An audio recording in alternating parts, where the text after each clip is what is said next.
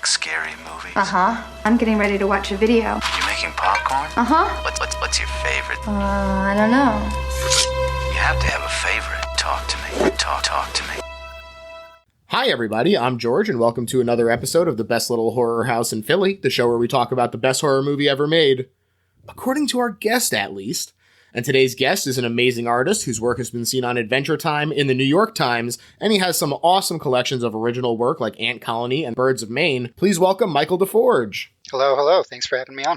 Absolutely my pleasure. Like I said, you're an amazing artist, and I've been really fascinated by talking to artists about their history with horror, because I feel like a lot of artists do have this kind of fascination with it.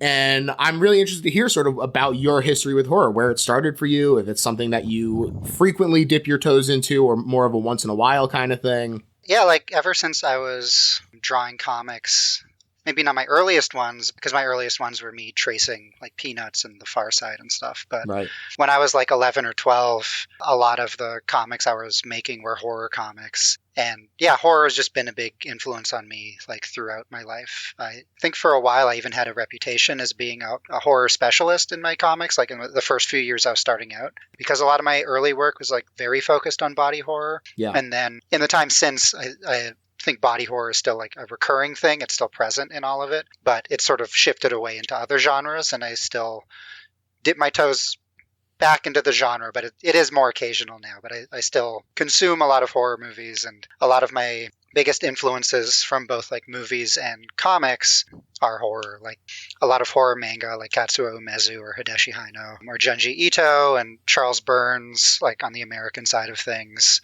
or like contemporaries like Noel Freebird or Emily Carroll are all just like huge influences on my writing. So when you're writing and drawing, you do, like you said, incorporate a lot of body horror. Is that your favorite subgenre to consume as well? It might be, actually, even though the movie that I chose, there are M Night movies that do have body horror as an element, and The Happening doesn't really in a really meaningful way. Right. But body horror I come back to a lot, I think, because all of the best body horror, it's not just horror, like something terrible might be happening to you, but it's also like liberating, or maybe Right. it's like sexy in some way, or exuberant or funny, which is how I feel about bodies. Like they're horrible, but they're also all of these other things. So I do think that's why body horror is one that like is pretty rich, because like things that are terrifying can also be like liberating in some way. Yeah. The joy of becoming. Exactly. And as you mentioned, the movie we're talking about today is an M Night Shyamalan movie, The Happening from 2008. Are you generally an M Night fan? I am. And I've been sort of happy to see in recent years that there has been like a bit of a critical reappraisal of his movies, because, he obviously, like, Sixth Sense wasn't his first movie, but like it did, it was this early movie and he rode this high for a little while. And then I think critics and audiences kind of turned on him or turned him into a meme.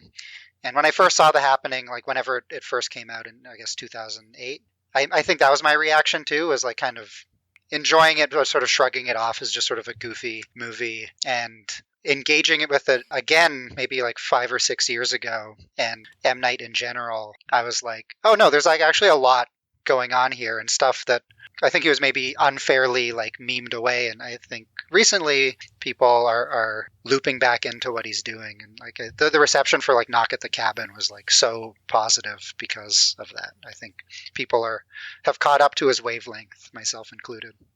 Yeah, it's funny because I remember when this came out and everyone being like, oh, it's so funny, but not on purpose. And like, I think that people do M. Night such a disservice because he is so funny. And I think that a lot of it is incorporated on purpose, not just into this movie, but into his movies in general.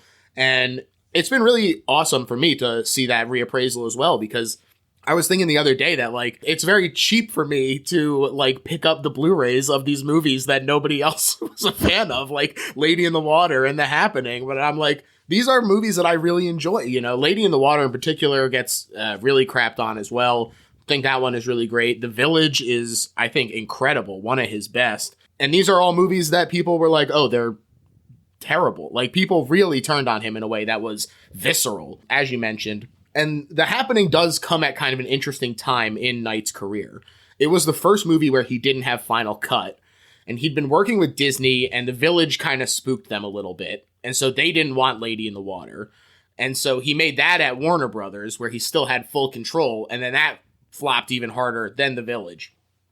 So now he's having to work a little harder on pitches. He's actively shopping scripts around, trying to get some interest going.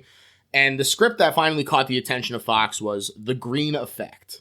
And the script was actually even more grim than what we got. And so Fox told him they would buy it if he leaned into the tone and actually showed it, making it his first R-rated movie.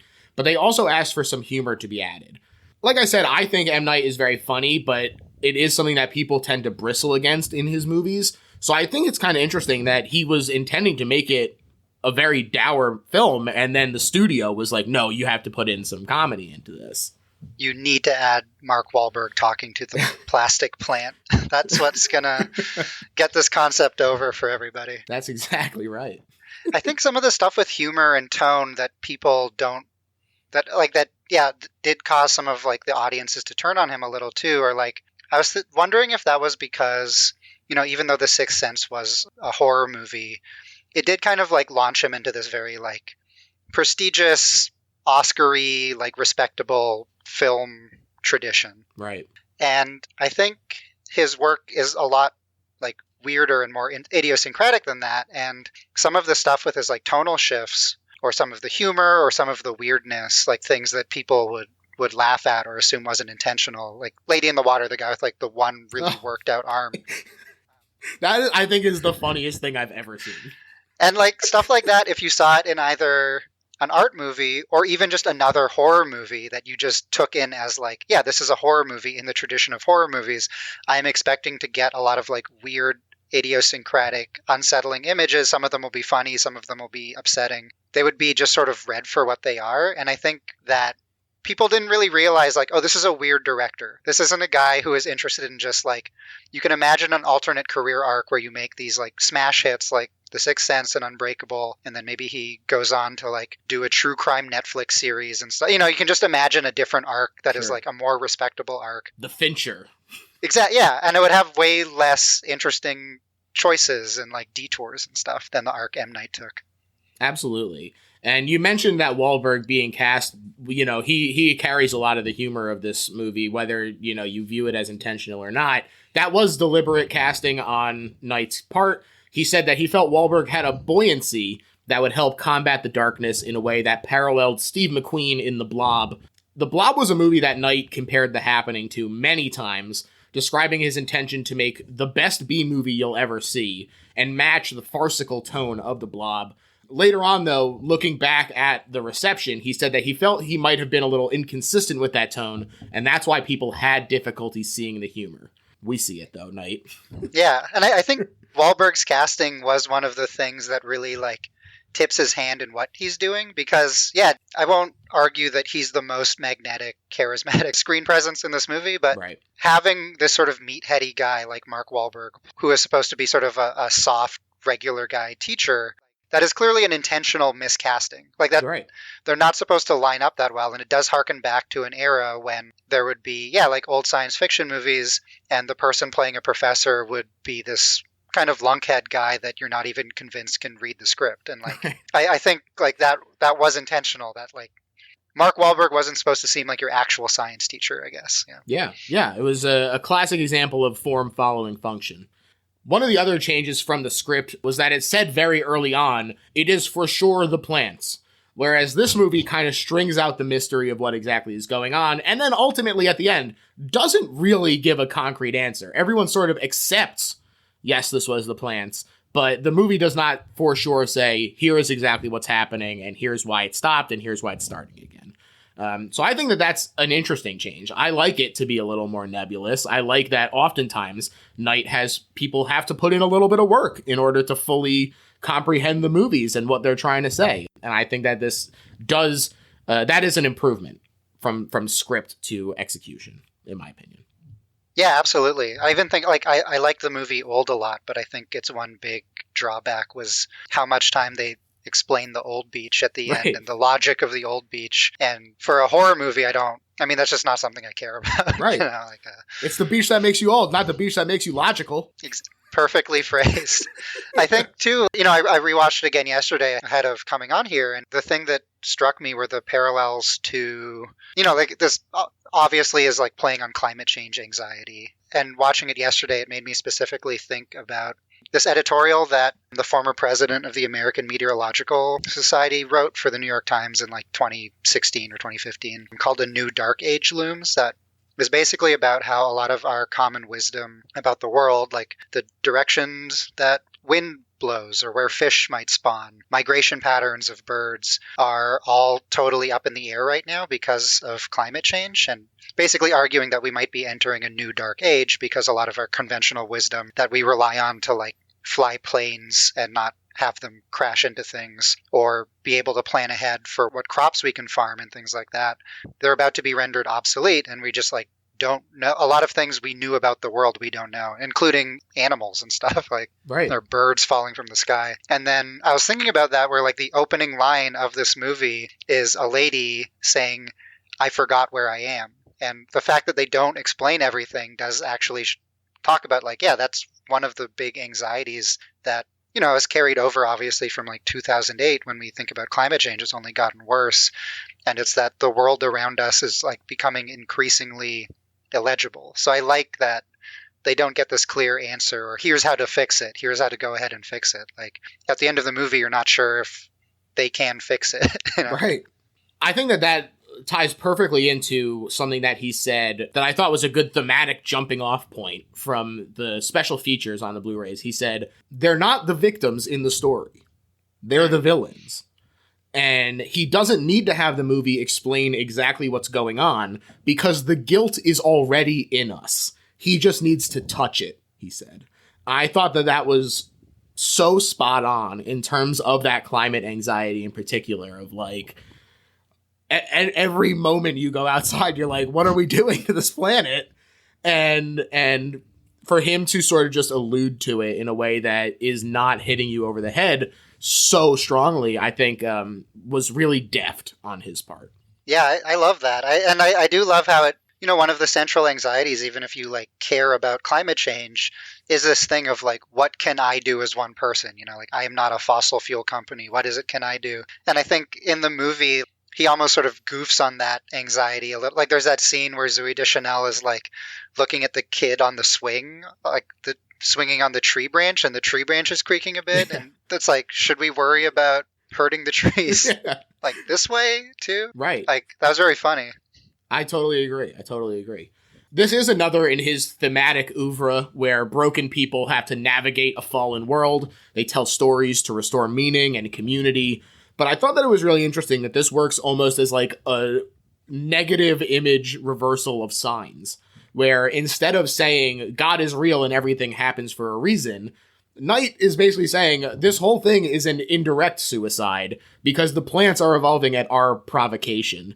And so there isn't like something making this happen as part of some grand plan. This is our own doing, and we've brought it on ourselves.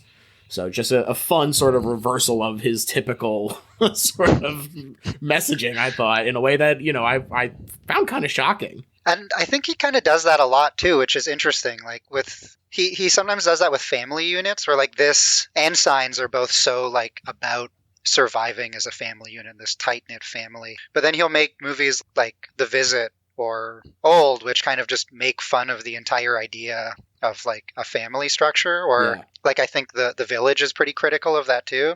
And I like that he like you can almost see him grappling with some of this in real time. And he'll do these like yeah, I definitely agree that like The Happening and Signs feel like mirror images in some way. And I also think that Knock at the Cabin feels like another sort of, I don't know if that was a triangle, like the way he writes about family and agency, like how much agency you have over the world, where that it's almost like in Knock at the Cabin, it's almost a joke where like there is this complex rule set, but you have no idea why any of it would work. Right. Like, this family has to make some sacrifice to save the world, but like, why would they? Why would that make sense? Yeah. Yeah. It's a very cool thing with his writing.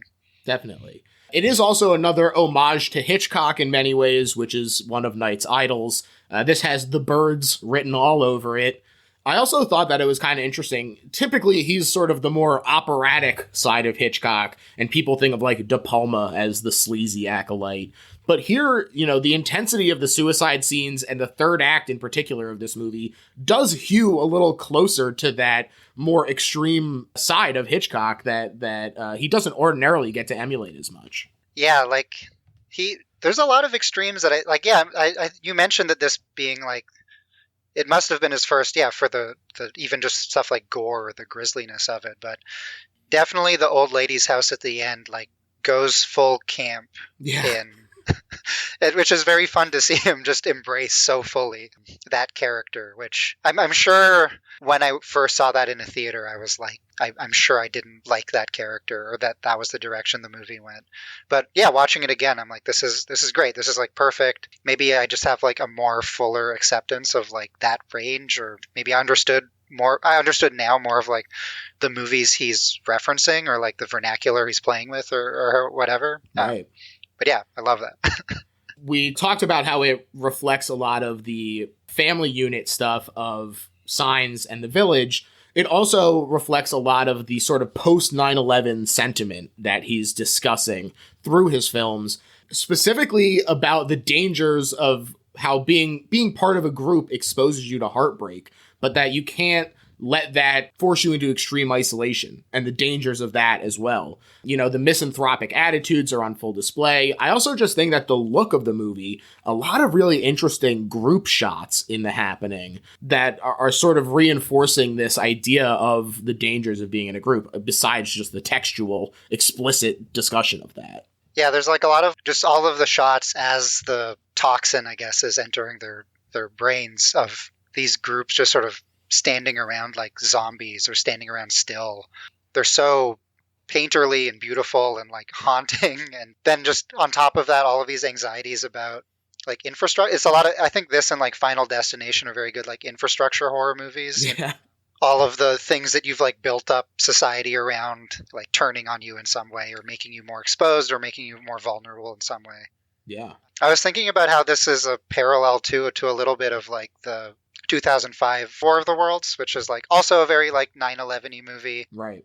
Also has kind of like a miscast regular Joe at the at the heart of it, you know, like Tom Cruise like is not someone you would normally believe as like just some schlubby guy who can like barely make ends meet, you know. You don't believe that baseball throw he does? Yeah, like stuff like that, or just the whole thing of like Tom Cruise working a regular job is like, you see him and you think, this is not someone who's led a regular life. Right. You don't have the teeth of someone who like has led a regular life. But I think in both The Happening and War of the Worlds, a lot of the tensions with the characters is that they feel really, part of why the miscasting I think is interesting for both movies is that people who do not feel at home in these societal roles that are placed on them, they don't identify with some of these like family roles or societal roles. And it's only in these like horrible, disastrous moments where like some true version of them emerges, which, you know, that's just a common thing in disaster movies, but certainly like post 9/11, that was something that seemed to come up a lot. Definitely. It is shot pretty just great in general, in my opinion. Tak Fujimoto is the cinematographer, an icon for a reason, not only a multi-time Night collaborator, but also shot Silence of the Lambs, the Manchurian Candidate remake. He was even a second unit cameraman for A New Hope. And a lot of the things that he does in terms of just framing where humans are, you know, oftentimes they're kind of the background being dwarfed by swaths of grass or trees in the foreground. Just really, really cool. Also, framing buildings as like being swallowed up by the surrounding greenery. A lot of things that sort of build that tension of nature fighting it back without having to worry about like, okay, how do we communicate this? Like, how can trees be attacking a building through the way that it's framed? And it works super well for me. Yeah, like it is so beautiful. I feel like because I know he shot Badlands, and I feel like you can see some of like the way Badlands looks in The Happening. And yeah, I think just M. Night is like so precise with his visuals, and all of his movies have just even some of the ones that like work less just have a few shots that are like so evocative and so resonant. And really, for a director like working in, you know, movies that like get shown in big cineplexes or whatever, really not afraid to give you a very abstract, weird looking image. And Yeah. The Happening has a lot of them, and just asking you to figure it out. Like, it has a lot of stomach churning images. I always think of like the opening with the construction workers falling off the building, and like is just one of the most wretched horror images of all time. Like, it's so terrible to think about.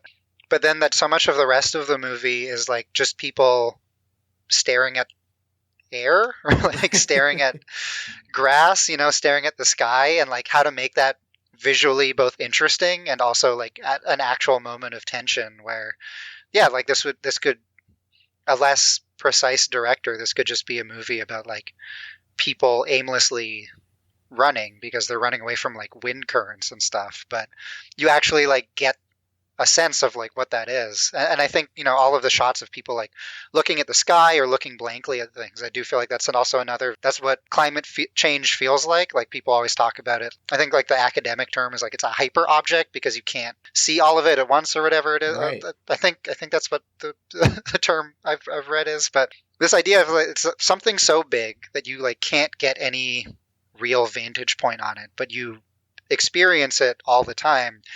And having a bunch of people just gawking at the air or gawking at the sky, like, that's kind of what it feels like. You don't know what you're looking at. You don't know if you can see it, but you know it's there. And like, that's like a terrifying feeling that we are all getting used to living with 24/7. There is also a prominent mood ring in the story that plays in towards Night's predilection towards color theory. Here, the one that I want to point out is yellow, which I believe represents sort of the capacity for happiness. That is basically the definition through the mood ring, which Mark's character Elliot says means about to laugh. So as sort of interpreting that, and in its other places that yellow shows up, you sort of do see some things pop up in an interesting thematic way. But our stars, as we talked about, are Mark Wahlberg as Elliot the teacher, Zooey Deschanel as his wife Alma, and then a rotating supporting cast that each sort of gets a little bit of time to shine during almost vignettes of the movie. Like, as they encounter each new group and pare their own group down further and further, they meet John Leguizamo as Julian, Jeremy Strong as Private Auster, Katz's own Betty Buckley as Mrs. Jones. A lot of really fun supporting roles that, like you said, I also will not say that Mark Wahlberg and Zooey Deschanel are lighting up the screen every time they're on. Part of that is because it's deliberate miscasting, like we talked about. But also, I think that the supporting cast makes up for it in a lot of ways, that they are very interesting, and they do have these interesting foibles that make them interesting to watch as well. Yeah, like John Leguizamo especially, I did think watching it like, oh, there's another version of this movie where John Leguizamo is the star, and it might be a bit more compelling than watching Wahlberg on screen, but a lot of characters who feel really like lived in, even though they're just showing up for, like maybe 5 minutes, 10 minutes. I do think M. Night is so sharp at picking actors for certain characters, and like ones that would be bring interesting edges to it.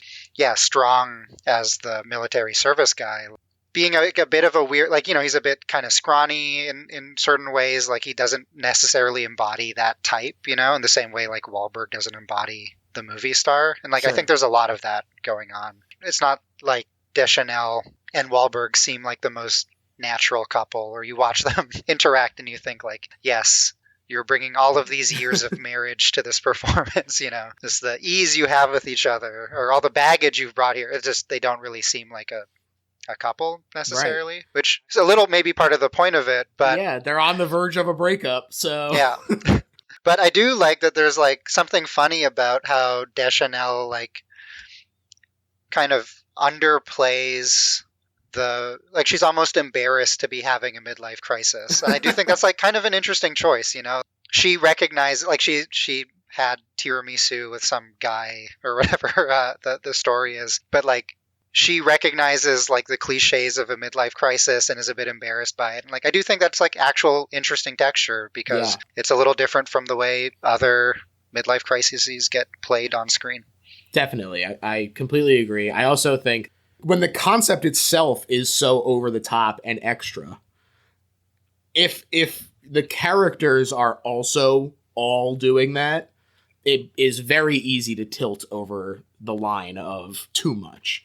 And so I think for her character to have that sort of underplayed element is really beneficial to the movie, to help it at least feel like there is some grounded characters to sort of latch onto. Yeah, especially since like the premise is such an awful thing to think about, just people killing themselves en masse or whatever. It's a tough balance to hit about like how would you actually like make this watchable, or how would you make this unspeakably horrible thing is happening. You also have this thing going on with your marriage. How would you make it seem like you could actually care about this like side thing with your marriage while people are murking themselves in front of you? Yeah, absolutely. So the movie opened wide on Friday the 13th of June 2008, and as tended to happen, marketing kind of fucked this.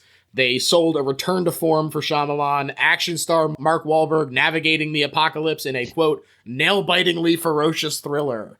Lots of fast cutting in the trailer, people fleeing in terror. So, like we said, reception was bad.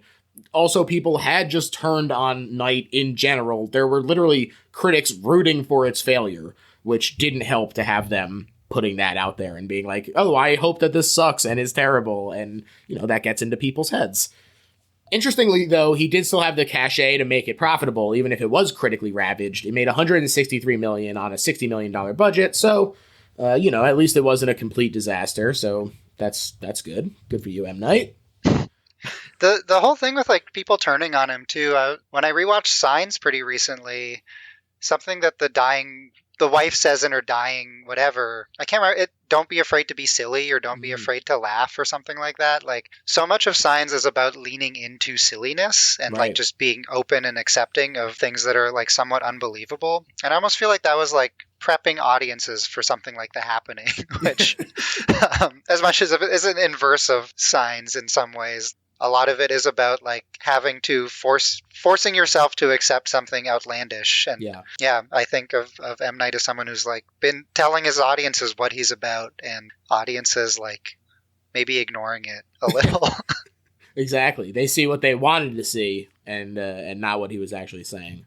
I like it in the tradition of like, I like a mass hysteria movie, whether the cause is supernatural or not. I think of this as like in the tradition of body snatchers movies in a little way, but it's also like Kiyoshi Kurosawa's Cure. Ooh. I think of this as being like pretty kind of similar to, yes. Or Larry Cohen's God Told Me To, where like mass killers are kind of activated. People aren't sure why. And I do really love like any kind of mass hysteria movie. I think both because, it obviously speaks to like right-wing anxieties about like this is what the crowd can get up to or something like that. But when you do look at like the history of like real life hysterias, they're usually related to something that are actually like tangible, and maybe like people have found some expression because they aren't given a real way to like explain it or process it or whatever.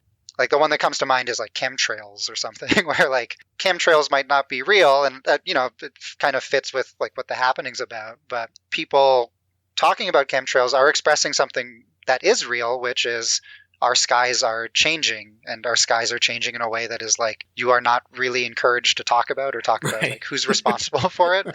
So yeah, like any kind of like mass hysteria movie, like I'm just into there's a lot of contradictions with it, because on the one hand, yeah, they do sometimes say reactionary things about like the inner nature of mankind being rubes or just prone to violence or something, which is something I don't believe in. Right. The animalistic side. Yeah, like something like that, which like is not a reading of humankind that I agree with, but they do also just speak to some primal expression of something horrible that you want to talk about. It's like a really common horror feeling. Like there is something horrible and no one else is acknowledging it but me. Yeah.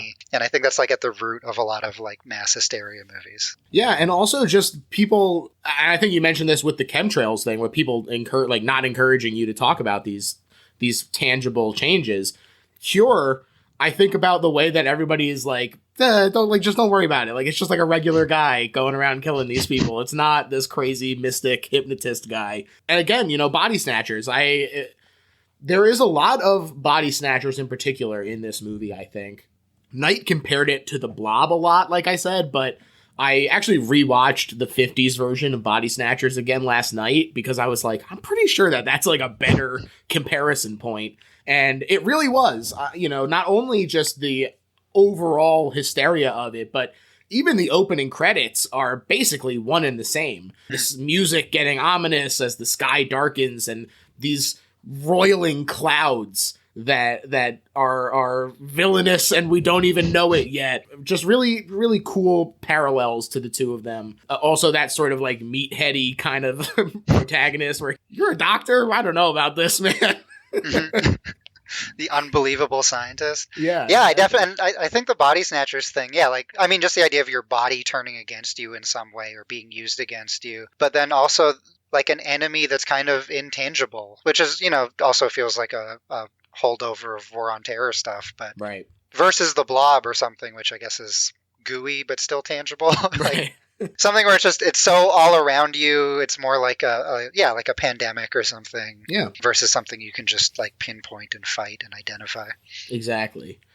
So after we get these opening credits, it starts in Central Park. It is, I think, pretty freaky as people move in reverse and then freeze, and the wind whips up. The women we just saw chatting and laughing with her friend, sister, someone, incredibly casually, she just reaches up to grab a metal hair accessory, stabs her own throat with it. There was also a really interesting moment in this opening shot where the woman talking seems to see people clawing at themselves. But we see multiple shots of the area that she's looking at, and everything seems quote-unquote normal except for the walking backwards. So it's unsettling again and sort of just sets you up for that off-balance feeling of already we're getting conflicting information about sort of the scale of this terror and what exactly is happening. Just a really sort of understated moment in it that I thought was really cool. Yeah, I like how, that's definitely how we take in the news right now, like about anything, is like through these weird bits and pieces where you're not sure like what to trust, and like definitely that's a big part of the movie. But I also like how in some ways this is him showing less restraint in some horror elements than his other movies, where you'll see the guy go under the lawnmower and see the blood start to spray and stuff like that, which is not really the sort of thing he'd do. And right, cut away for sure. But then other times where it's like, yeah, he will pull away because he knows that it's more horrifying to have someone say like, yeah, like what's going on with that person over there? Someone's clawing at their face. Like that is a more horrible thing to see. And you can just see how restrained he is, like knowing when to show a lot and when to show a little. And like the thing of John Leguizamo casually walking out of the car and sitting down and starting to just hack at himself is so you don't get a close up. You see it from afar and you can just, it's done so kind of like in a deadpan way versus other parts of the movie where it is going into these sort of like zooms and much more the tradition of like, an old classic kind of sci-fi movie. And yeah, you just see formally how much he knows what he's doing, like how much to show you, how much not to. I think the one that really like is jarring that I think also does kind of tip his hand more to like what B-movie influences he has is when they're watching the zookeeper get his arms eaten by the lion, and it doesn't look like anything else in an M Night movie. It looks like such a weird special effect, but I think that was also intentional, like that you have this weird like dismemberment that looks so goofy. Definitely. And stands out from the rest of the movie and the rest of everything else in his filmography, that I think it must be intentional, because you can just imagine seeing the lion lunge at the guy and the people looking at the phone going like, ugh. Yeah. And you can imagine that being the scene, but that he actually decides to show the guy walking around with the arterial spray or whatever. Seemed like him tipping his hat to something I'd rent from a video store when I was 13. He is so deliberate with it. And he even talked about the Leguizamo one in particular in the bonus features, where he was talking about like originally you saw more, like it slowly zooms in and you see him go from like one arm to the other and everything. And he said, you know what? This is a character that we have spent more time with. I want to respect him a little more than, these sort of nameless people who we've gotten to sort of get a little giddy with the suicides with. And so, yeah, this sort of very deliberate consideration of how much to show for every single one, I thought was very interesting and impressive. Yeah, like that was such a sad scene. For him to live, he survives and then gets out. Oh, it's cruel. Yeah. Oh, man. A few blocks over, some men working construction start throwing themselves off the building they're making. The way it's shot is super intense. Definitely the first piece of this movie to call 9/11 to mind. It is also notable upon knowing the quote-unquote truth of what's happening that the higher, more exposed to the wind workers are the ones who start to feel the effects as it spreads away from the park. But also, this idea of just putting up a building, part of the reason they might be the first to go is that it is pretty emblematic of humanity sort of putting their stamp on the Earth. It is directly what Earth is fighting against in this movie. Yeah, and I like that it starts with things that you might imagine being obviously implicated, like highways or buildings as being symbols of our intrusions on nature.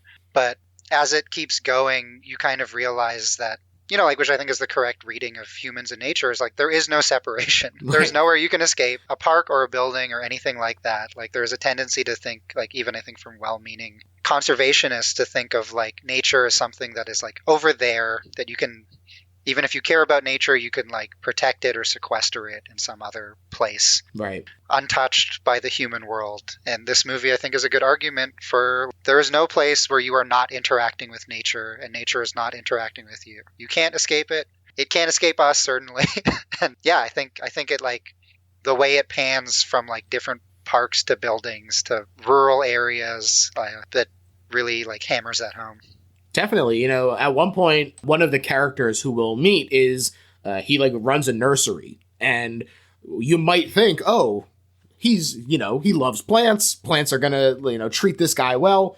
But it's also easy to see this greenhouse as like a prison, right? It's like a eugenics prison for plants. And he's just part of this other thing that is intruding upon them. Like you said, it's not something that you can sort of have be perfectly sequestered into this building that you can raise up to be exactly what you want. It is uncontrollable in a lot of ways. The movie does do a good job of like, yeah, no one really does feel safe, no matter how sympathetic they are. Like, it puts kids in peril in a way that is like pretty surprising. So I mentioned when we were first talking about what movie we were going to pick that this was a movie I had not seen before. I watched it twice in preparation for this. And when I saw the scenes with the kids getting just like fucking annihilated, I was like, I almost fell off of my couch. I couldn't believe it. Incredible. So much respect for Knight to fucking go there. Yeah. Not something a lot of people would do.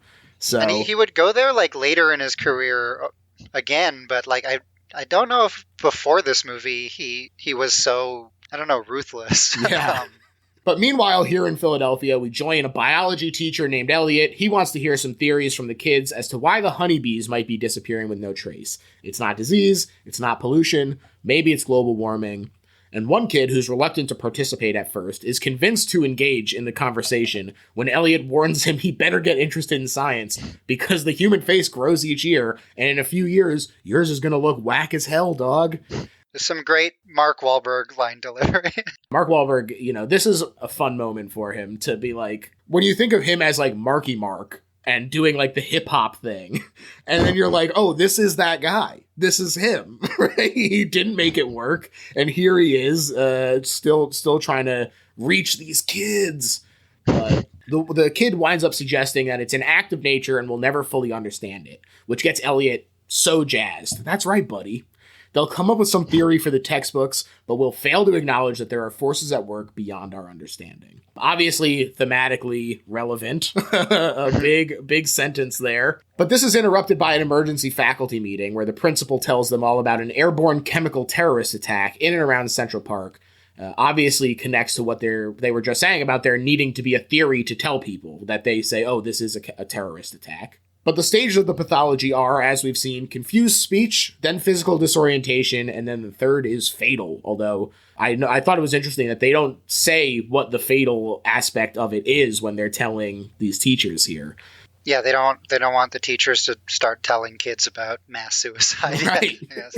The terror angle is really, even kind of late into the movie, they still have.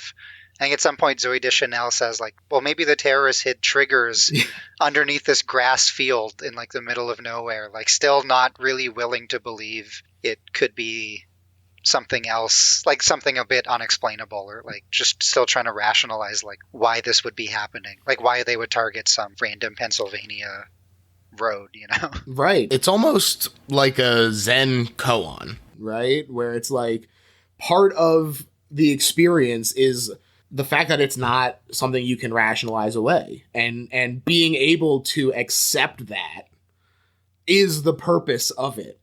And so for this like biology teacher in particular to constantly be like, why is this happening? How can I stop it?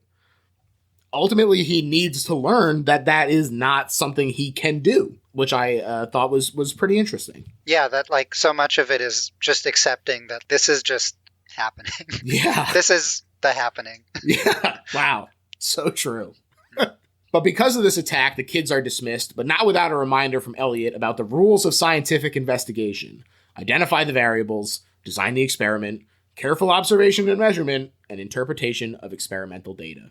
Elliot, now with a +1 for his wife Alma, is invited by his friend and former teacher Julian to join his family outside the city. There's a line here that is both funny and a recurring bit. Julian says his mom is freaking out, but, quote, I threw some figures at her. It's good to be a math teacher sometimes. People are comforted by statistics. Didn't work, though. I laughed so hard for him to be like, oh, I have this great plan about comforting people, and then to just follow it up with, it didn't work. Yeah. Really great. And, of course, we see this coming time and time again. People on the news throwing figures about when it should be over and when it might end and what the cause is. You see this sort of not working over and over again. I do like, yeah, at some point the news guy is like, and after this it will plateau. And just this feeling of like, well, why? why would you assume that's the peak, like, versus any other point? Right. Being, yeah, pretty funny. Elliot says he'll consider it, but he isn't sure because Alma has been acting weird lately, but she's not leaving him. That's just talk. And this seems like a good time to discuss a pretty important deleted scene. This scene creates sort of a structural issue because the opening with the suicides is so impactful. What a way to get thrown into the movie. But initially, the movie was going to open with the fight that they're referencing here. And it is intense. Alma throws a figure at him, which I thought is a funny callback to the line with Julian, where it's a literal figure. But this also is sort of the eruption of the guilt that she feels about being a pessimist and her despair at Elliot's refusal to grow up. She decries his constant jokes, which then also colors the jokes in the classroom that we just saw. That's interesting. I've never seen that deleted scene, but now I really would like to. Yeah. I'm going to watch that as soon as we stop recording. Yeah, it's really powerful. It changes a lot of sort of the relationship between Alma and Elliot. It also changes a lot of the nature of the mood ring, which is not a cherished memento, as you might think, but is actually one that he got from the cereal box that morning and goes, oh, look, remember like when we went on the first date? I do like the fight being there. It lends a lot of context to the following thoughts from Julian, who isn't a fan of Alma's, but also I do understand sort of how it wound up being like, yeah, we just got to get into it with the suicides. It is a really intense way to open, so. But Julian says he saw her crying on the wedding day, and Elliot goes, oh, again with the wedding. And this is because in the fight, Alma mentions it as well. She says, quote, the reason I'm scared to have kids, Elliot, is all I see when I look at the world is crap. How am I supposed to bring a kid into the world feeling like that? I knew when I met the right guy, he would make me feel safe to have that kid. He would change the way I see things. On our wedding day, when I walked down the aisle and I saw you waiting, I knew you weren't the guy to make me feel safe. And Julian doesn't stop. He warns Elliot she's never going to jump in when you need her, man, which then mirrors her fear that in a big moment, he won't step up. So there is a lot of sort of mirror imagery happening with this fight that did get cut. So yeah, it is kind of a vital scene, honestly, almost in a lot of ways. But yeah, that structural issue is just kind of tough to overcome. Yeah, that makes sense that they would cut it. But yeah, it does sort of make like knowing that, it makes sort of scenes that I just thought were kind of darkly funny, like when they're all pestering him to come up with a solution because he's the science teacher, I guess. And they're like shouting at him and he's like, just let me think about this. Like, I don't have a solution to the air disease right now. Knowing that, it does like make the scene, like I already thought that was sort of a fun and funny moment, but yeah, that like adds more texture to it, or makes it even funnier almost. Yeah. Like that stepping up would require like that sort of level of like, why don't you have a solution for how to escape trees? You know, come on, Elliot, you gotta have that ready to go, dude. Yeah, in his back pocket. This is when we meet Alma herself. She's ignoring a call from someone named Joey, who is voiced by Knight in his signature cameo, staring at the phone on the table as it rings in what I thought was just a very nice shot. Good way to meet her. Elliot appears home, though, or he arrives home, and she turns on the news to show him that New York City is being evacuated because the toxin appears to block the neurotransmitters that stop us from indulging our every fatal impulse, causing specific self-damaging and catastrophic effects. Basically, people can't stop their death drive, and to me, this connects to our inability to take the foot off the pedal on environmental destruction, which of course is ultimately harming ourselves in favor of short-term pleasures or conveniences. This idea of just not being able to stop yourself from doing this, of having these impulses realize themselves in such a concrete way is frightening, I think. I do also like that the implication isn't that it makes you kill yourself. It's that it removes the thing that stops everyone from wanting to kill themselves all the time. Right. You know, which is like such a more grim and funny and like very like horror-y way to approach it, where it's not driving you to suicide. It's that everyone inherently, already has this death drive, or is already like kind of has these intrusive thoughts all the time. Like, what if I just walked in front of this car? What if I like jumped out of this window, you know? Yeah. Which I think is like a very honest thing to admit, that like that is a thing that is like running through your brain a lot. Everyone has like intrusive thoughts like that, and just like a way funnier thing than like, it's making you kill yourself. It's like, no, it's just removing the barrier. Yeah. Stopping you from stopping yourself. Yeah. We also see a newspaper here, the Philadelphia Inquirer, the Inky itself, with the headline, "Philadelphia, Murder Rates Soaring." This does tie into Alma's catastrophizing in terms of why she feels so nervous to have a kid and everything. They head to 30th Street Station, where Julian is waiting for them with his daughter Jess. He already got them tickets since he was here and people are fighting for them, but his wife Yvette is stuck in traffic and she'll catch the next train. One of the special features was all about just like shooting at 30th Street Station, which they did have to leave completely functional, which I thought was kind of interesting. Difficult to shoot around. Apparently didn't look like it was going to happen right up until it happened, which is kind of hard to imagine them not being able to use that, because like them departing from Philadelphia is such an integral part of the movie. I guess they probably would have just drove, maybe, but I don't know. It's great scene, and 30th Street Station is a gorgeous building, so... Is the symbolism of like him leaving Philly? I can't remember if he did a movie before this that took place outside of Philly. I'm just trying to think of like the times he's shot outside of Philly, aside from like Avatar: The Last Airbender or After Earth or something, his other non-Philly movies.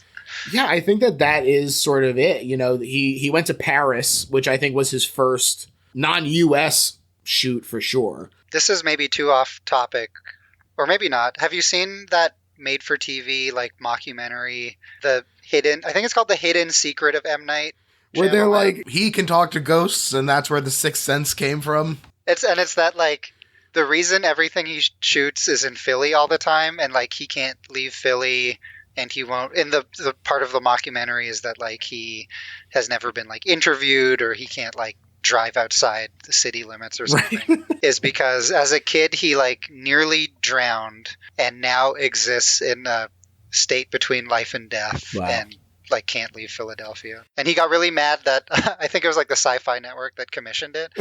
And as they were promoting it, they were like, yeah, this is like a mockumentary.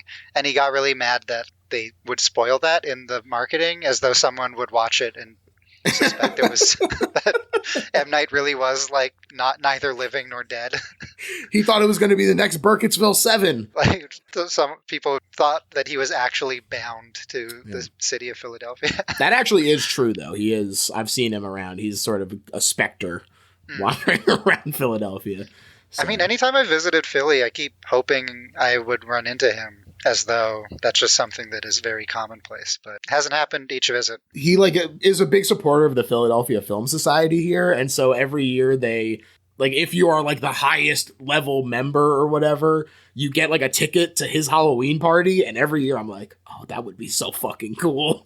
Oh, I would love that so much. I would just imagine it his Amex commercial where it's him at a coffee shop, or it's him at a cafe or something, and normal people just see a bunch of other diners at this cafe, but because he's M. Night, he sees one person with a frog tongue catching a fly, or someone else who a cult, or I don't know.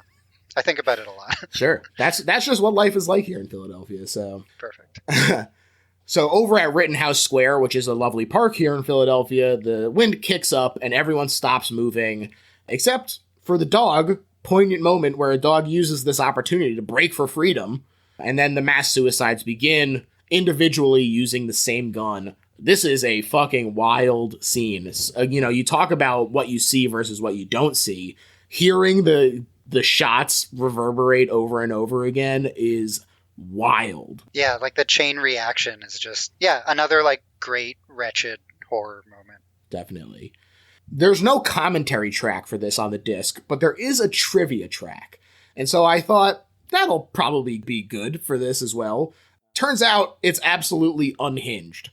It'll be the average temperature in Philadelphia is 56 degrees. Philadelphia averaged 1 murder and 4 shootings every day in 2007. The first cell phones were the size of a Philadelphia cheesesteak sandwich. Here's the definition of tiramisu. I think I laughed at every single fact. That is good trivia. That something that might come up at a trivia night, that sort of thing. What was the average murder rate per day? Yeah, that's right. In 2007. So while seated alone on the train, Alma finally gets a chance to call Joey back, and she tells him to back the fuck off. They ate tiramisu together, and that's it. Knight did get a real train and a 15-mile spur that they rented, which, adds a bunch of authenticity to it. Great practical train action, baby. We love it. On the train, though, word and panic spread like the wind of the quote-unquote attack in Philadelphia. Elliot is surprised it's another park as the attack zone, but Julian is glad to hear his wife got on a bus to Princeton instead of being in the affected area. This is the opposite direction, though, as they're headed west towards Harrisburg. And Alma seems to be reacting to the same news, but when Elliot reaches her, she tells him there was another attack in Boston. So the scope, I think, really awesome way to have the scope, expand really suddenly on you. Suddenly the train stops, though. Service has been discontinued here because they lost contact with everyone.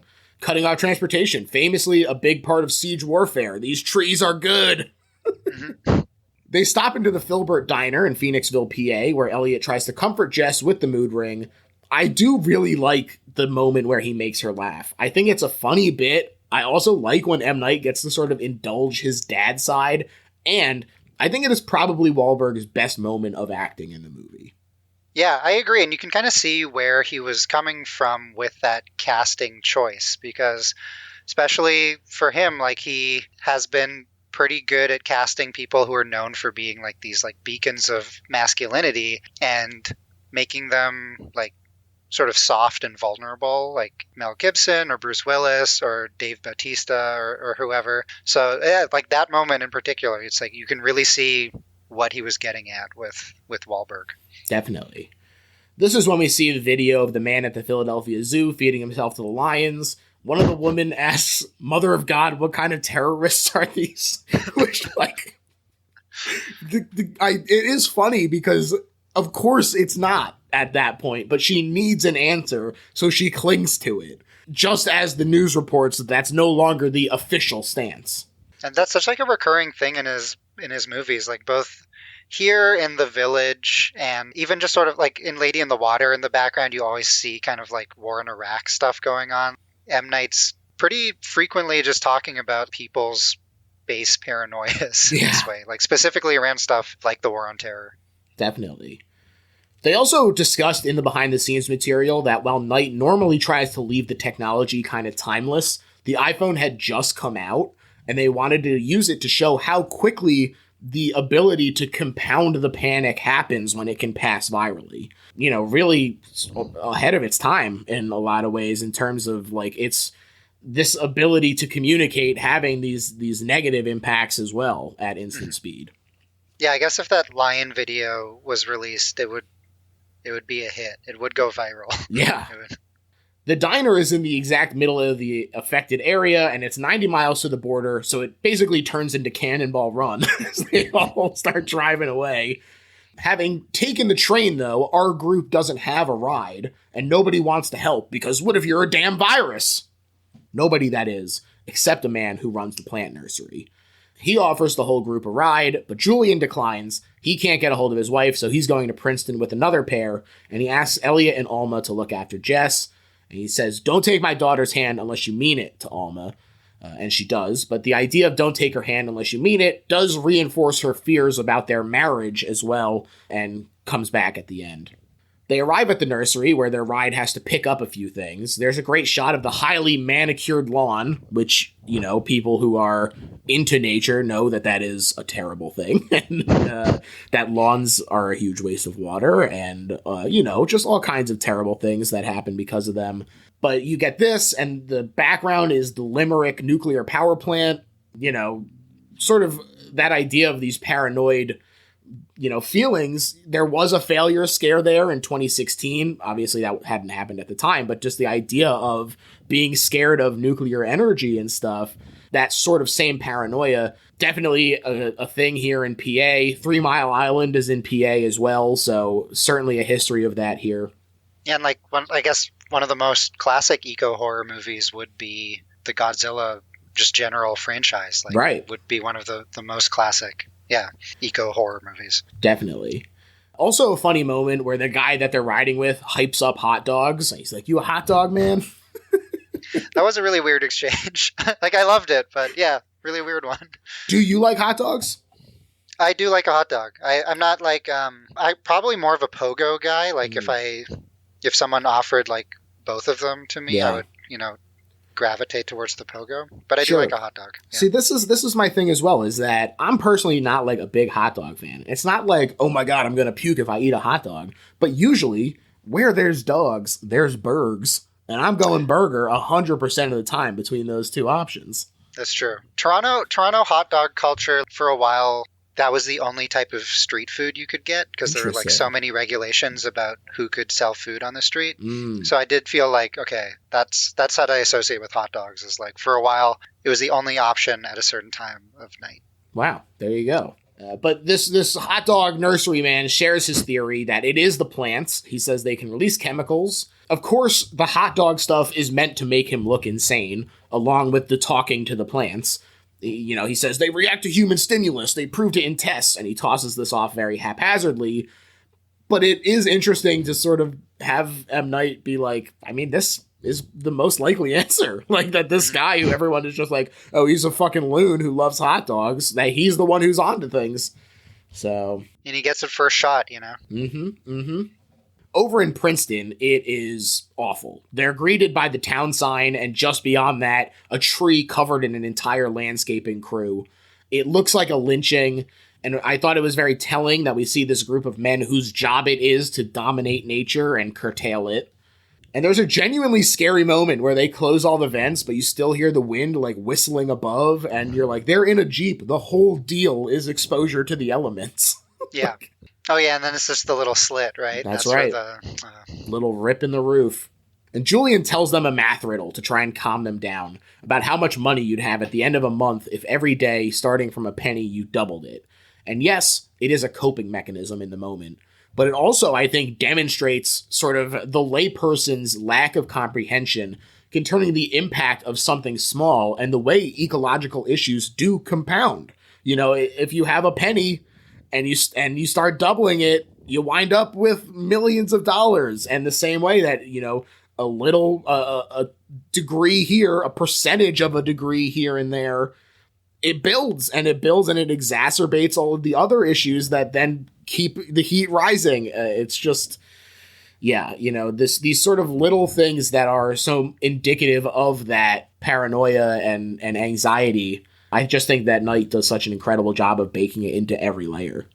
And just our inability to grasp the sheer scope of things. Where, Yeah. like, is our first answer like $30 or something? And Yeah. like, yeah, just how it's almost like impossible to not just see things from the smallest vantage point, like something so immense, like The Happening. You know? And the car stops, then accelerates directly into a tree.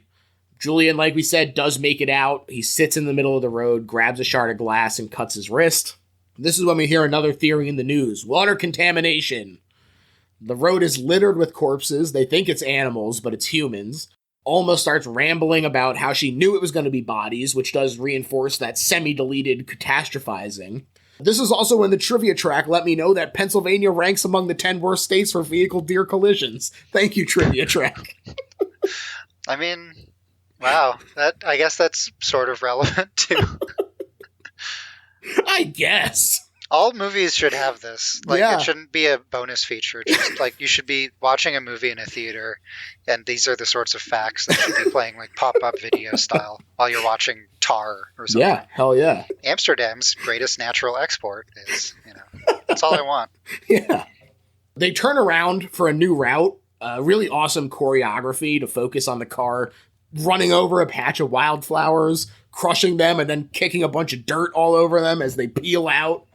It also is another nice shot of the forest overtaking the man-made structures. In this case, the road vanishes over a hill, making it look like it's being engulfed by the woods and shadow. So really cool looking scene. And they see the army. We're saved. Just kidding. They're fucked too.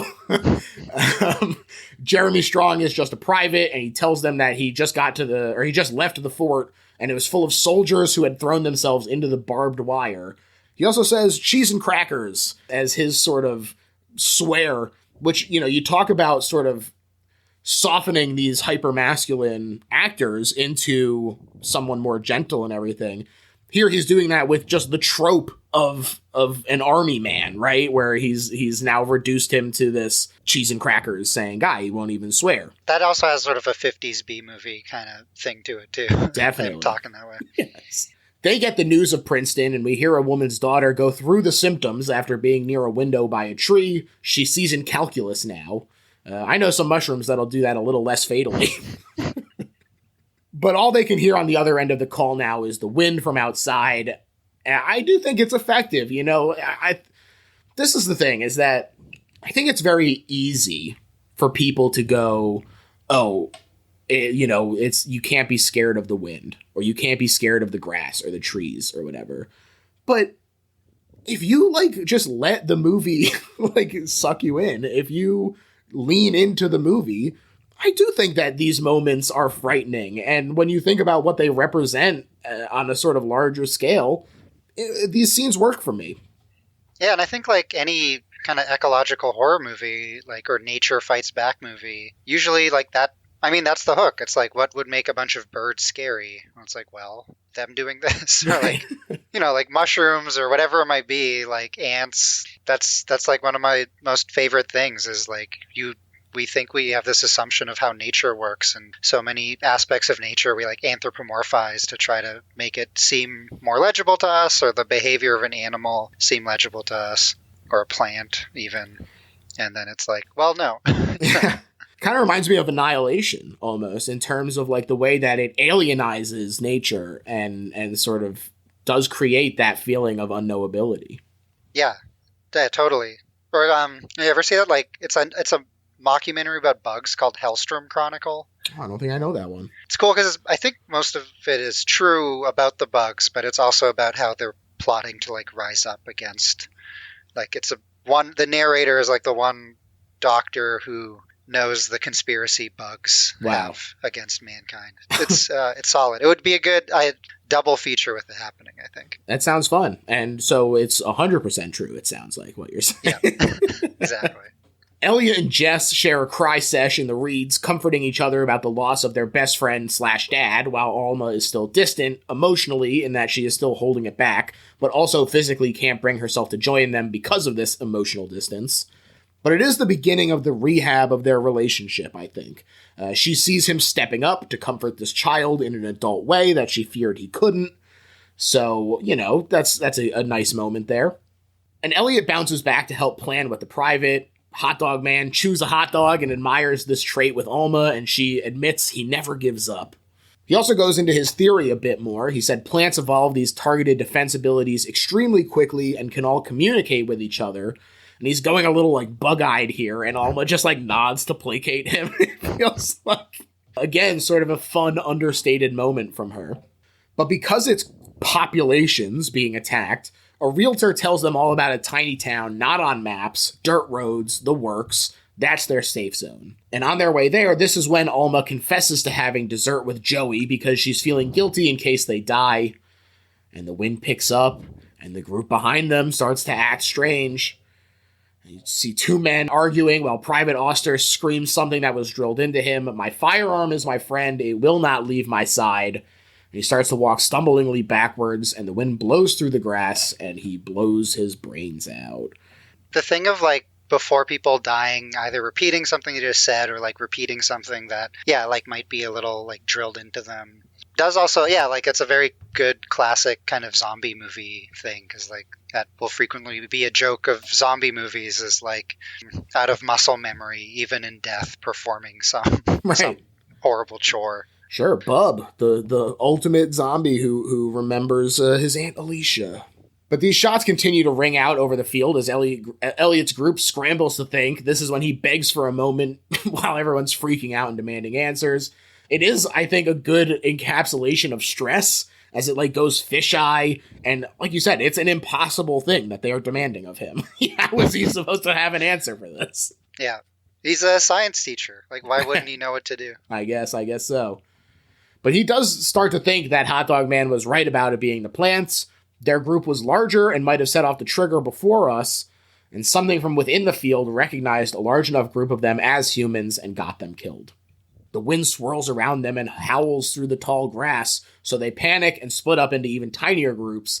They showed the wind machines that they had there, 650 horsepower NASCAR engines attached to these fans that would go up to 7,000 rotations per minute.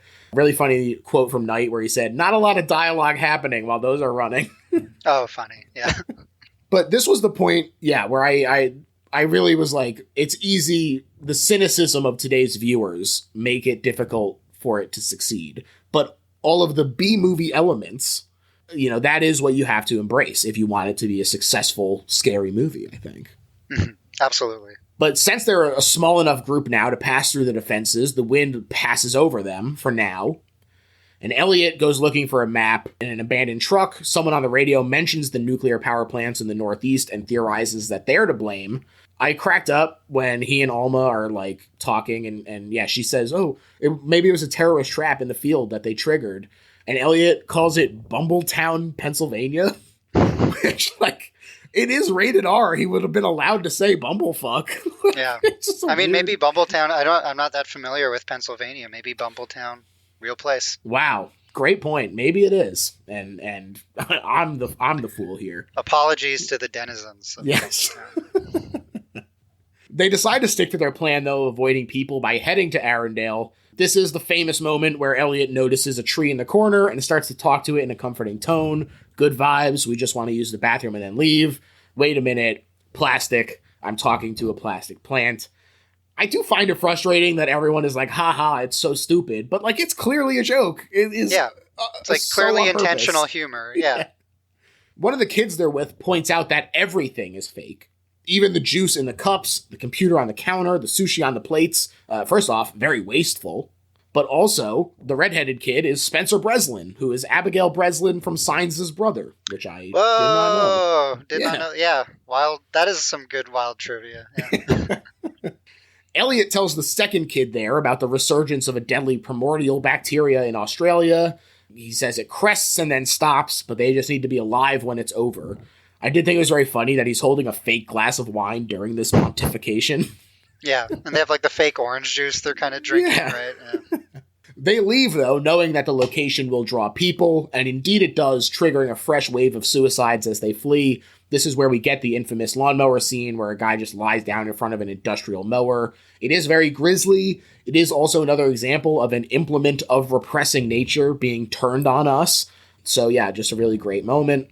It's especially bleakly funny, though, juxtaposed with the next shot of them running past the sign for the future site of Clear Hill Community, a name that already evokes deforestation, as it promises 1340 new deluxe homes, and at the top of the sign it says, "You deserve this." Oh, that's funny. I feel like I should rewatch The Village, because all this, like, the talk about kind of the weird development and stuff, it feels like it would be cool to see them side by side and how The Village handles it.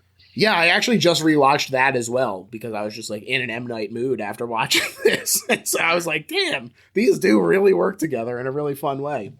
But as they cruise, one of the kids chats with Elliot about how blaming Alma for wanting him to grow up before having kids isn't right, and he needs to take personal responsibility for himself in a relationship. That'll make a difference, he says. Just a fun, idiosyncratic moment for this child to be so insightful. But an emergency broadcast tells them to flee to the western borders, but they have to make a quick break and food stop since there's a house nearby, although Elliot does want to keep moving.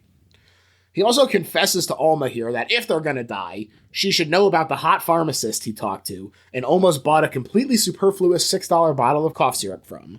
She asks if he's joking, and when he nods, she tears up and says thank you.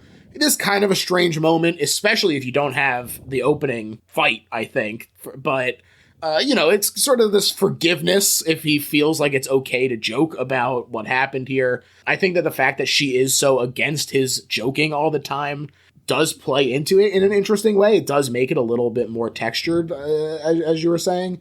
Mm-hmm. So yeah, it's a strange moment, but it does work for me. Yeah, I think too, that is one of the moments where you can actually imagine them as a couple and like having an actual unique dynamic in the way couples do. Right. Having little annoying tics or little kind of funny, recognizable things like that. Yeah. Definitely. This is where we get that fun shot of Alma pushing Jess on a tree swing, more exploitation of the tree for humanity's entertainment, while Elliot frets and it like pans up at the tree threateningly. Yeah, it's a great shot. Yeah. One of the kids threatens to kick in the door, but the other one spots some movement in there. And they deny entrance at first. And Elliot is getting a lot of questions his "we're perfectly normal" shirt should already be answering, so he cajoles them with a few bars of Black Water by the Doobie Brothers. Truly a surreal moment. Yeah. I mean, that's a good way of disarming someone, Sure. De-escalating a situation, I guess. Humor is a great de-escalation tactic, I can say. Definitely. It does, though, culminate incredibly, with one kid getting aggressive, so the people inside open the door just enough to peek out a shotgun, absolutely blow him away. Then they stick another gun out the window and shoot the other child they picked up along the way in the friggin' head. Truly wild stuff. In the version we see, there's like a gaping head wound for several seconds. But it was originally even worse. There's a comical amount of focus on this scene in the bonus features, including the shooting of it and discussing about how if they had included it as filmed, they'd wind up with an NC-17. It is definitely intense. A huge piece of this dude's skull pops off, and M. Night said that with the cumulative effect of the deaths, it felt exploitative, not impactful, which I can understand that for sure. There was also very funny footage of the two kids tossing a football around between takes, and the one kid still has half his head hanging off. Oh, that's pretty good. I love stuff like that. Yeah, I like the way it was handled in the movie, and I do think any more focus on it would be like even in the grisliest of horror movies, when a kid dies, like that is usually like fairly impactful. And I think, a smart betrayal of an audience contract where like, well, you don't think the kid is going to die. You think these other characters are expendable, that like the kid will make it out alive. So, right. Yeah, having kid death, you got to, I don't know. Ride the line, for sure. A little goes a long way with kid death, I guess, in movies. And it's two right in a row. So, you can't, if it was just the one, maybe you could blow his skull off. But for both, yes. It also does feel like more of that post 9/11 commentary, this sort of trauma-induced self-defense mode that people felt in the aftermath of being attacked, and also sort of what nature itself is doing in this world. It has been traumatized, and so it's defending itself. This is when we get some funny shots of a couple knitting grannies in Petersburg, West Virginia, each with a gas mask on. As the news reports that there's been no new people crossing the border, so everyone left in the affected area must be waiting it out. They also bring on a professor to try and do what Julian said and comfort people with some statistics as they cower in the tub waiting to see if their city is next. But like we said, he says, hey, our projections show it could end at any moment, dropping precipitously. Of course, these are only probabilities. Yeah, I love that. Like, yeah, we just think it could stop. You know? I also love that there's like a moment very shortly after that where some militia types are like loading up on ammo and they nod knowingly as the news also floats the theory that the government could be involved in this. Oh, yeah. Yeah, because it's like there's a lab, right? Like a northeastern lab or something like that. Yeah, like a confidential informant told us the CIA has several facilities in the area, which, okay, unassailable logic, I guess. Yeah. But our gang finds another house, boarded up with no power and an undisturbed road, and Elliot goes ahead to check it out. One thing I really find pretty awesome about this act of the movie is that it almost starts over. It's like its own sectioned off little horror movie as they approach this house. Yeah, this like gothic horror premise of this lady. Yeah. And he rings a bell that he finds, and the camera pans to reveal a woman on the porch, casually sitting on a rocking chair, notably surrounded by plants. She's even wearing a floral blouse, sort of subconsciously declares her a threat. The blouse is the same color as the wall because she has truly become one with it, retreated into complete isolation. Really stylish reveal, great camera work to have that pan around. Just a really awesome introduction to this area. And this is Mrs. Jones, who says the bell is for her retriever, Clement, who seems to be gone, but presumably she wants there to be the defensive threat of a dog. And she asks them if they're lost, and why are you eyeing my lemon drink? Color theory-wise, more capacity for happiness. Hers is bitter from lemons, but it's hers, and she's scared people will try and take it. Mm-hmm. So, it is the work in there. And she says, I also thought, if Elliot is eyeing it, and she's not just making that up, sort of works in terms of like he is pursuing happiness with Alma. They're working on it, and so he's jealous of other people's capacity for happiness and whatever capacity that is, even if it is this isolation that this woman has put herself in. As things get pared and pared down, even though it does enter this sort of separate movie, like this little mini play, this woman driven mad or whatever, it does seem a little perfect that as the vignettes go from like big crowded areas to smaller groups to it's like, yeah, why not this is inevitably where that arc would go, which would be this just like some gothic horror premise of like one person driven mad by isolation. Like even if that was a viable mode for survival, it's like not really surviving because you go crazy. Clearly. Exactly. She offers them dinner, and I suppose the kind thing for me to do would be to offer you supper, she says, and the gang does enter hesitantly.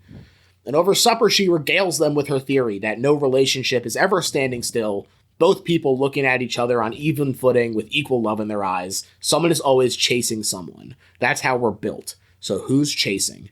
And Elliot sheepishly raises his hand. Another moment of actual good acting, I think, from Mark Wahlberg here. This feels very real and very charming in that moment. So nice work, Mark. And a good, sad moment, too. Funny, but also, it is a nice, sad, an actual kind of relatable thing. Yeah, for them to know that it's him, that is sad. But they kind of giggle around the table, and it's interrupted when Mrs. Jones slaps the hand of Jess, who was reaching for a cookie, yellowy joy in the light. And she says, don't touch things that aren't yours. And she almost seems surprised at herself. Obviously everyone else is surprised, but it almost seems like she didn't expect it, especially because she follows it up. There's a short wait, but she does give Jess the cookie. They talked in the behind the scenes stuff about how this really is demonstrative of her worldview, of how people take and take and take if you give them an inch and without even asking, and sort of this is how she starts to spiral here. She has let this drive her isolation. She has no radio. She refuses to hear about the world event. She says the world doesn't care about me. I don't care about it. And this is the moment where we finally get a close-up of Mrs. Jones. And as she says this, you can see a stitched up scar across her throat. I think it's really interesting, subtle world building, because it makes me wonder what exactly made her retreat from the world. Was it the military obligation of her also missing husband, presumably killed in action from the photo we see?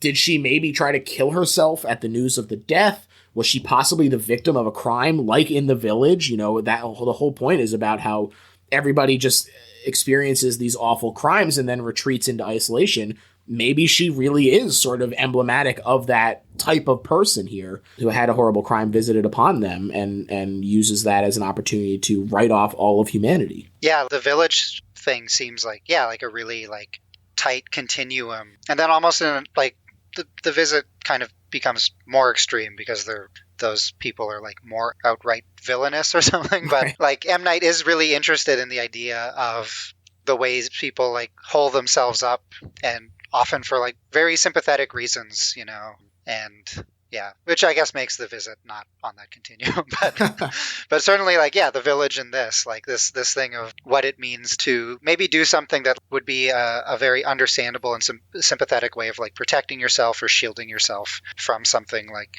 very horrible or traumatic or really real fear, but that ends up making you just like relive it over or just live with it all the time, like that's certainly the message of the village. And like I like that stuff here where even though Mrs. Jones is like a fairly cartoonish character, you do get this sense of like how this character was created. Definitely. And I think that in that way, it also aligns with Unbreakable and Glass and Split and those movies as well, in terms of Samuel L. Jackson's character sort of having gotten to this point because of his, his illness and the way that people treated him because of that illness. So definitely something that occupies a lot of his thoughts. And Mrs. Jones says, I suppose I have to let you spend the night, reluctantly. And, the really nice shot of the house completely surrounded by greenery as the night wind blows. Just a really great shot. Alma confesses her fear in general, but also about this woman specifically. There's something exorcisty about her, she says. And it's interesting that in the special features, they said that she's what Alma could become if she gave in to her worst impulses about catastrophizing. But Elliot says they need to play it cool to have the shelter, again kind of representative of their situation at large in the new world. Once the panic defense ends, you're allowed to chill again, but only on your best behavior. She's agitated and paranoid, could turn on you again at any second. And in fact, this Mother Nature stand-in freaks out at their whispering. Planning on stealing something? Planning on murdering me in my sleep? Just great line delivery, too. Just like a great performer in that role, yeah. Yeah, she's great. And then, followed up by Mark Wahlberg going, "What? Ma'am, no." Classic. But she leaves them, and as day breaks, the leaves still rustle in the breeze, so don't get too comfortable, they say, but they've made it to another morning. And Elliot looks for the rest downstairs, and after peeking through a cracked door, he finds a doll lying in a bed that looks like a mummified child. It also looks a lot like the figure that Alma threw at him in the deleted fight scene. Whoa, weird. Yeah. Also, like I said, Night loves Hitchcock. This is sort of a reverse Psycho. It's a mom with a fake son instead of a son with a fake mom. There's also a lot of religious needlepoint on the wall, not present in the rest of the house, so it is a shock, including an intense one that says, "Thou God sees ye." That's scary. And also interesting for like M. Night sometimes embracing religion and then sometimes rejecting it, She's there suddenly, demanding they leave now. Also, her worn crucifix is visible for the first time. And she storms out of the room and to the garden where she succumbs to the same symptoms. "The Lord is my shepherd, I shall not want," she says as the wind kicks up. Still unsure of where the other two are, Elliot starts to panic, exacerbated by Mrs. Jones hurling herself through not one but two windows in her suicide attempt, which also does tie back to her already cut throat. And as the camera pans around, we see the same painting that was above the TV of the women in gas masks. I'm not sure what that means, but it's there for people who want to consider that. I couldn't come up with anything, but I thought it was weird that it was the same painting. I don't know. Maybe it was just a budget thing. Maybe just a cool, weird choice, Elliot tries to seal the door, and he hears Alma and Jess giggling and talking to a frog. And the problem is that he's hearing them from a speaking tube that went out to the place where they hid slaves in the past, a place much more exposed to the elements as well. And he warns them through the tube, but they're separated and feeling that pain of isolation as the end seemingly looms. After all, she was alone when it happened, so it's sensitive to the point that it could happen to any of them. And again, Elliot is dejected. He's trying to grasp a solution. He's isolated in this bare room, rambling, and he just can't do it. And so instead what he does is he connects to his emotions, The mood ring that he's wearing is a deep amber, and the wind howls. And they reminisce about its origin in their first real conversation, which I thought was ironic considering it doesn't happen until they're separated.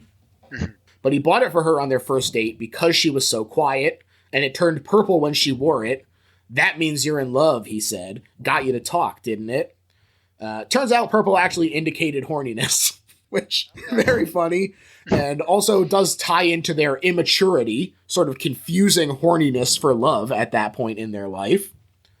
And when Elliot wore it, the blue indicated peacefulness, he said, but he doesn't remember what color love actually was. I suspect it would be amber, based on the contextual color theory happening here. It's not right for it to end like this, though, he says. If it's over, I'm going to come and be with you.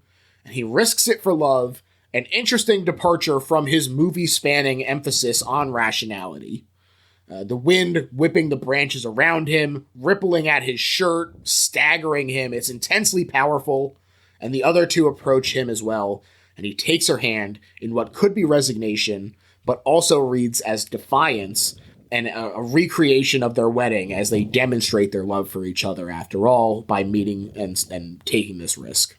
And I think a very nice, one of the problems with these big disaster movies is that it always ends up having, or not necessarily a problem, but always ends up having to be you want this ground level view of what it's like from just regular working people. You don't want it necessarily to be a movie about the president making decisions about a big disaster. But then to up a movie's stakes, this regular person has to be somehow pivotal to fixing the disaster in some way, Right. They're the ones that have their kid has immunity to the disease, or they have found the lab where it all takes place, whatever it might be. And in The Happening, they really do make it they made a bunch of choices that led to their survival, but they had absolutely zero influence on the plot of the events, the plot of the movie, the events of the movie. There is the antagonist is not really aware of them in any meaningful way. They had very little agency over everything, and it ends with them finally just acknowledging there is really nothing we can do. We are not important Right. to this plot.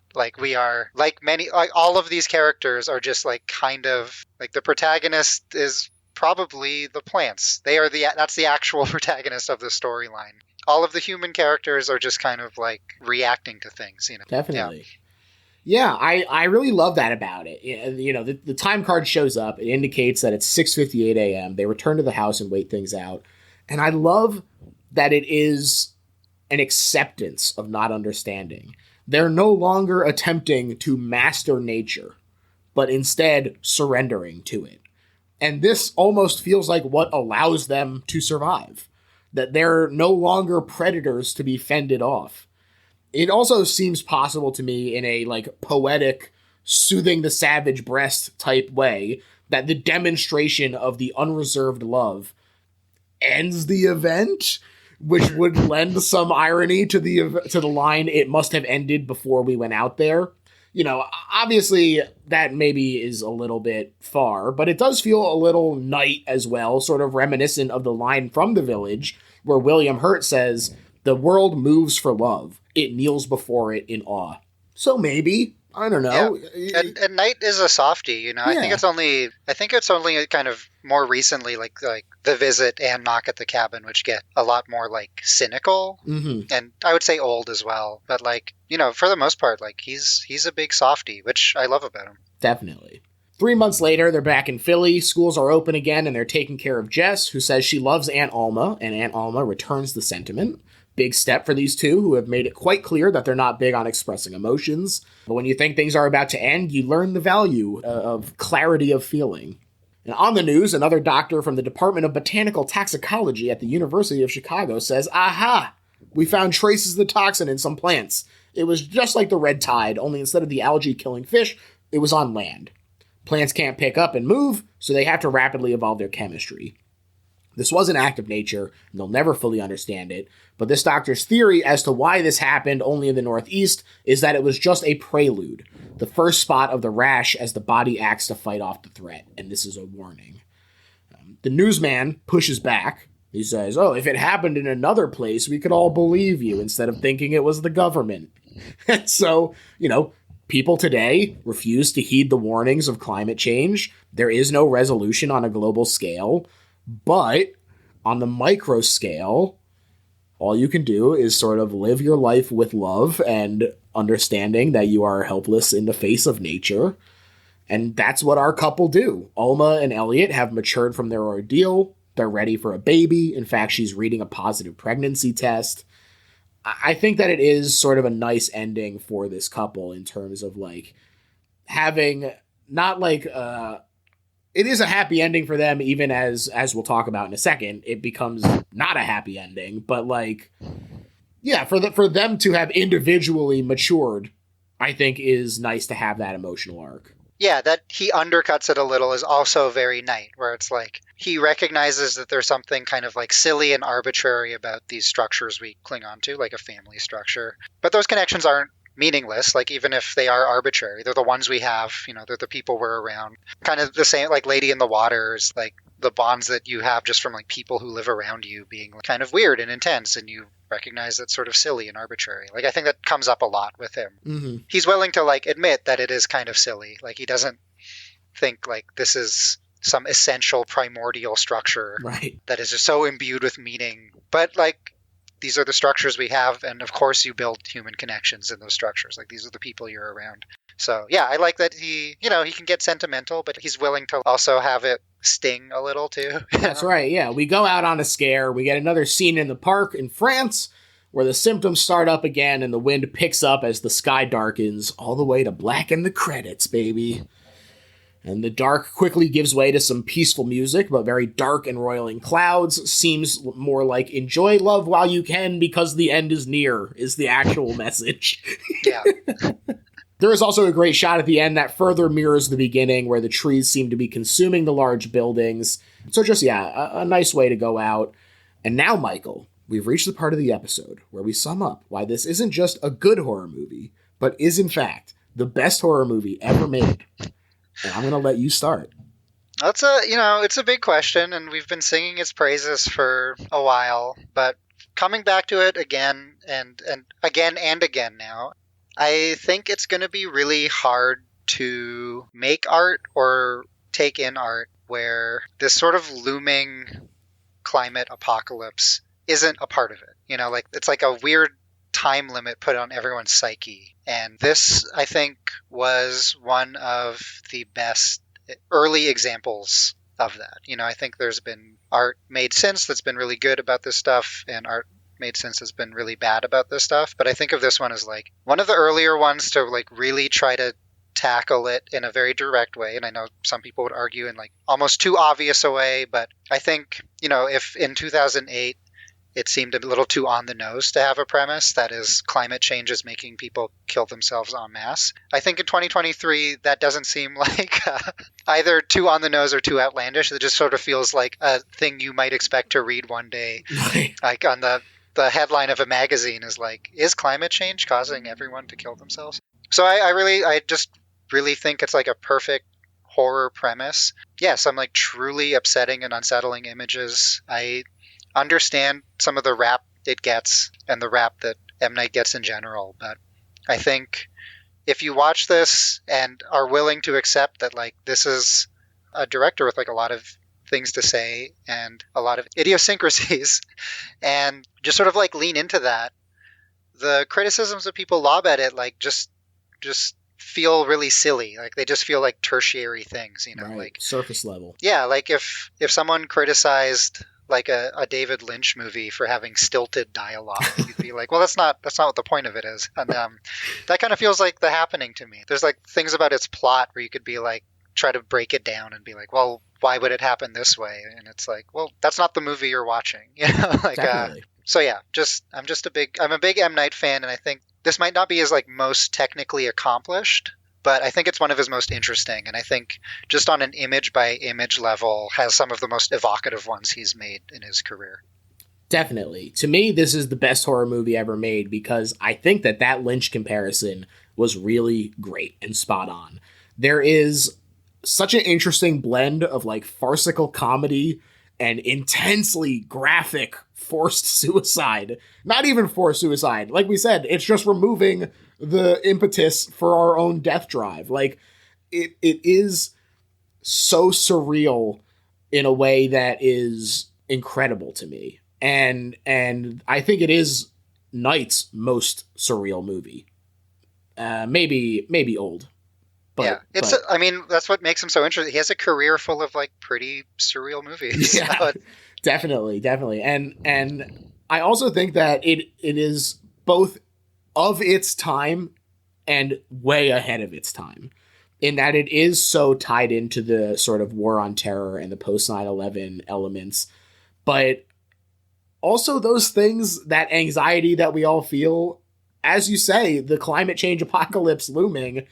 It's another attack on us that we have brought onto ourselves in many ways. And so, you know, I think that those anxieties still apply when you extrapolate it to the climate change aspects of it as well. I do wonder how it would be received if it was released today, now that there is more of an appetite for stuff like this. Like, I know, you know, this would have been made a few years after like something like Inconvenient Truth, but I feel like the discourse on climate change was still like, well, if we buy the right type of light bulbs, that's all it'll take to change it. And now that people have a more fuller understanding of just how bad things are and how much change is required, it's like not going to be fixed by buying light bulbs or whatever. Right. If people would be a bit warmer to this movie, if it was just like all the rest of the like they're just seeing it in this new context. Yeah. Because like I think it has a fuller grasp of how huge and immeasurable we can barely, no human being can fully understand the scope of the changes that are happening all around us right now. Exactly. My last point, I think in the movie, Alma's whole thing is catastrophization. And that is sort of what the movie is too, right? It's clinging to the worst possible timeline where our killing the Earth leads to it defending itself. It's very easy to feel that fear of everything going wrong. And the way we say, oh, the deer population needs to be culled for its own good during hunting season, why wouldn't the trees see us the same way? I just think that it is, as you say, a perfect horror setup. It is capturing on very timely and very real elements while using fantastical parts of it to just tell a really, really fun story. And I think that that is what M. Night does so well time and time again. This is a perfect encapsulation of his career, especially because of the way that people disrespected it.